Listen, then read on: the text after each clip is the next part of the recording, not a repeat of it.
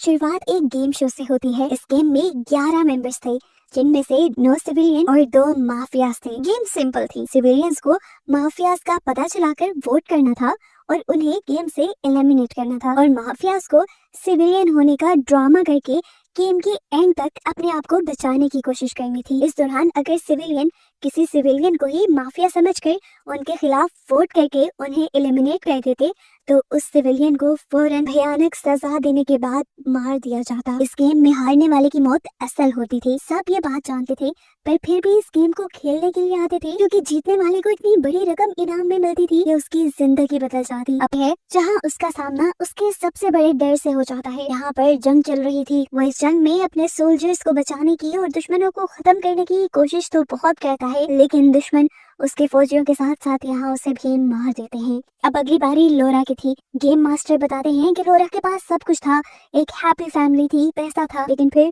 लोरा को ड्रिंक करने की आदत पड़ गई। उसकी इसी आदत की वजह से उसके बड़े बेटे की भी मौत हो गई और उसके हाथ से उसकी फैमिली भी चली गई। वो सुसाइड करना चाहती थी, लेकिन उसे हाइट से डर लगता था, इसीलिए वो इस गेम के अंदर आई थी। उसने बताया कि उसने पिछले 8 साल से अपने घर को नहीं छोड़ा था। सिर्फ यही नहीं, वो यहाँ ये भी कन्फेस करती है कि वही वो लड़की थी जिसने स्टीवन के खिलाफ गवाही दी थी और पुलिस को ये बताया था कि स्टीवन गाड़ी ड्राइव कर रहा था और उसी की वजह से स्टीवन को आज जेल हुई थी। लोरा स्टीवन से माफी मांगती है और उसे भी अब उस ब्लैक स्फीयर में भेज दिया जाता है।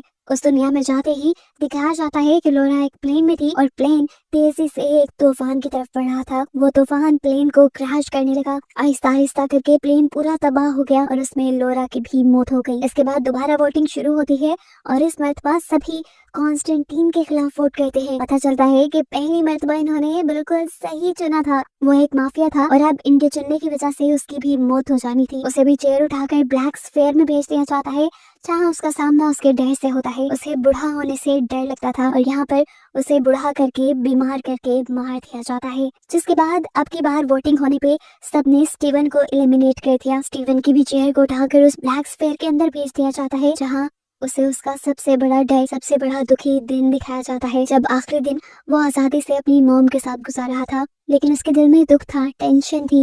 वो जानता था कि आज उसकी आजादी खत्म हो जाएगी और कल से वो जेल में चला जाएगा, जहाँ जेल में जाते ही, कैद होते ही उसे सदमा लगता है और वो मर जाता है। अब गेम में सिर्फ 4 लोग बचे थे, जिनमें से एक माफिया था। इन लोगों को सिर्फ 2 मिनट का टाइम दिया गया सिलेक्ट करने के लिए, लेकिन वोटिंग से पहले ही एक कंटेस्टेंट बोल पड़ा कि कीरा और केट दोनों ही दोस्त हैं। उसके कहते ही हमें किरान की कहानी दिखाई जाती है, जो सिर्फ अपने दोस्त के डेट देने पर इस गेम का हिस्सा बना था और इस गेम के शुरू होने से सिर्फ एक दिन पहले वो केट से मिला था। इन दोनों को एक दूसरे से मिलकर अट्रैक्शन फील हुई और इन दोनों ने ही अपनी पूरी जिंदगी के सभी राज एक दूसरे के सामने खोल दिए। केट ने उसे बताया था कि उसे ऊंचाई, रेगिस्तान और सांपों से डर लगता है। साथ ही केट ने उसे ये भी बताया था कि वो एक ऑर्फनेज में पली बड़ी थी। उसे नहीं लगता था कि कोई उसे इस दुनिया में बचाने आएगा या कोई उसे इस दुनिया में प्यार करता है। लेकिन मजे की बात यह थी कि दोनों ने ही एक दूसरे को ये बात नहीं बताई कि उन्होंने गेम में पार्टिसिपेट किया हुआ है और दोनों ही यहाँ एक दूसरे को मिलकर शॉक हो गए थे। इनकी इस बहस के दौरान 2 मिनट का सिलेक्शन का वक्त खत्म हो गया और कंप्यूटर ने खुद ब खुद केट को चुन लिया सजा देने के लिए। केट जैसे ही ऊपर की तरफ बढ़ रही थी, किरण ने जाकर उसकी चेयर पकड़ ली और ये दोनों एक साथ पहुंच गए उस दुनिया के अंदर। वहां जाकर किरण देखता है कि केट इस टाइम कांच के फर्श पे खड़ी थी जो टूट रहा था। किरण ने उसे कहा, तुम मेरे पे भरोसा रखो, मैं तुम्हें बचा लूंगा। किरण उसका हाथ पकड़ के ये लोग आगे भागना शुरू कर देते हैं और पीछे से कांच टूटता रहता है। फाइनली ये लोग ठोस जमीन पर आ गए थे। सामने इन्हें 2 पत्थरों के दरमियान से रोशनी निकलती नजर आती है। जब ये लोग उस रोशनी की तरफ बढ़ते हैं तो वहां जाते ही बहुत सारे सांप उनके ऊपर हमला कर देते हैं। ये लोग जब उन सांपों से बचा कर आगे निकलते हैं तो आगे एक बहुत बड़े ड्रैगन से इनका सामना हो जाता है। इस क्रिएचर ने उन दोनों के ऊपर हमला कर दिया था। तभी कैरन ने नोटिस किया कि उस क्रिएचर के गले में एक अजीब सा मिरर लटक रहा है। उसने इस मिरर को पकड़ा और उसकी मदद से सूरज की रोशनी को क्रिएचर के ऊपर डालते हुए उसे मार डाला। ये लोग अब उस ट्रायंगल को लेकर वापस उन्हीं पत्थरों के पास जाते हैं जिनके अंदर पहले ट्रायंगल में से रोशनी निकल रही थी। उस मिरर को पत्थरों के दरमियान में दोनों इस गेम के विनर हो, क्योंकि उन्होंने वो सारे साइकोलॉजिकल इम्तिहान पास कर लिए थे। अब गेम मास्टर ने बाकी सब लोगों को बताया कि किरण ही असल में माफिया था और रूल्स के मुताबिक अगर एक सिविलियन और एक माफिया बचाता है तो उन दोनों में से जीत माफिया की ही होती है। लेकिन केट के लिए यहाँ एक फायदा ये हो गया था कि उसे जिंदा जाने की परमिशन मिल गई थी। इसी वजह से केट और केरन दोनों ही बहुत ज्यादा खुश थे।